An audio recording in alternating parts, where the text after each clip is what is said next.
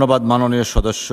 দিনাজপুর ১ আসন থেকে নির্বাচিত মাননীয় সদস্য জনাব মোহাম্মদ মঞ্জুরুল ইসলাম, আপনার সময় ২ মিনিট। ধন্যবাদ।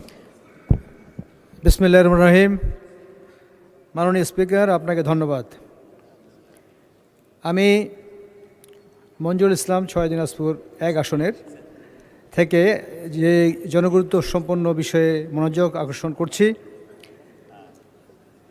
সেটি হলো দিনাজপুর জেলার বীরগঞ্জ উপজেলায় স্লুইস গেটে ওয়াকওয়ে অর্থাৎ হাঁটাপথ, শিশু পার্ক, বিশ্রামাগার এবং নিরাপত্তা বেষ্টনী নির্মাণ করা প্রসঙ্গে আমি এ বিষয়ে পানি সম্পদ মন্ত্রণালয়ের মন্ত্রীর মনোযোগ আকর্ষণ করছি। আমার নির্বাচনী এলাকা ৬ দিনাজপুর ১ বীরগঞ্জ ও কাহারোল উপজেলা নিয়ে গঠিত।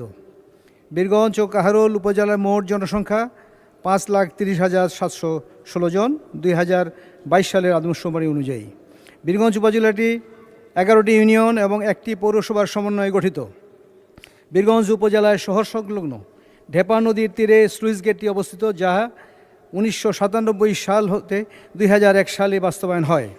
বীরগঞ্জ উপজেলায় কোনো সরকারি খেলার মাঠ, স্টেডিয়াম, শিশু পার্ক বা বিনোদনের ব্যবস্থা না থাকায় প্রতিদিনই বিভিন্ন বয়সী মানুষ বিনোদনের জন্য এখানে ছুটে আসেন।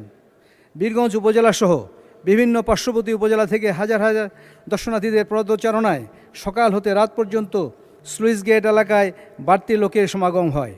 বিশেষ করে বিকালবেলা বা ছুটির দিনগুলোতে স্লুইস গেটে ভিড় বেশি থাকে।